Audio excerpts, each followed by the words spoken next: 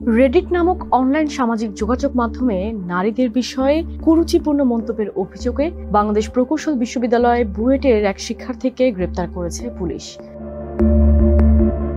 এরপরই দেশ জুড়ে আলোচনায় আসে রেডিট।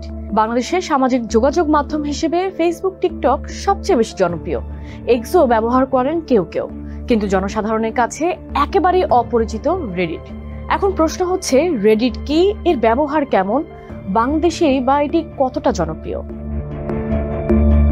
ফেসবুকের সমসাময়িক সময়ে জন্ম রেডিটের। মূলত অনলাইন কমিউনিটি প্ল্যাটফর্ম এটি। যুক্তরাষ্ট্রে 2005 সালে জুন মাসে রেডিট প্রতিষ্ঠা করেন স্টিভ হফম্যান ও অ্যালেক্সিস ওহানিয়ান। $1 লাখ মার্কিন নিয়ে যাত্রা শুরু করা রেডিটের বাজার মূল্য এখন $3,000 কোটি বেশি, বাংলাদেশি টাকায় যা $3,66,000 কোটি টাকার সমপরিমাণ। রেডিট ব্যবহারকারীরা সাব রেডিট হিসেবে বিভিন্ন গ্রুপে নানা বিষয় নিয়ে পোস্ট করেন। ছবি, ভিডিও, লিঙ্ক ইত্যাদি প্রকাশ করা যায়। প্রতিটি গ্রুপে আলাদা মডারেটর থাকেন।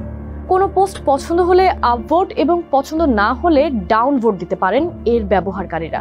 এটি অনেকটা ফেসবুকের লাইক কিংবা আনলাইকের মতো। রেডিট ব্যবহারকারীরা আলাদাভাবেও নিজেদের পোস্ট শেয়ার করতে পারেন।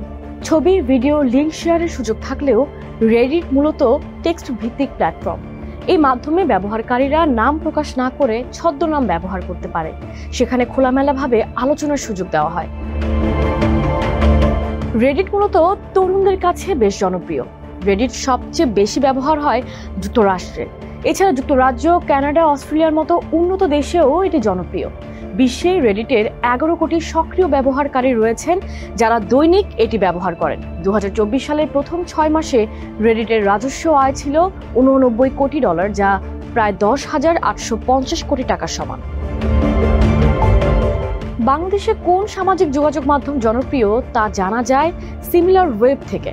প্রতিষ্ঠানটির ওয়েবসাইট বলছে, এ দেশে সবচেয়ে জনপ্রিয় ফেসবুক, টিকটক, ইনস্টাগ্রাম, বিগো ও থ্রেডস।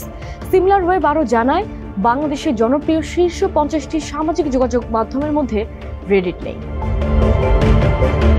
2019 সালে জুয়া ও পর্নোগ্রাফির অভিযোগে কয়েকটি ওয়েবসাইটের সঙ্গে রেডিটও বন্ধ করে দেয় ক্ষমতাচ্যুত আওয়ামী লীগ সরকার।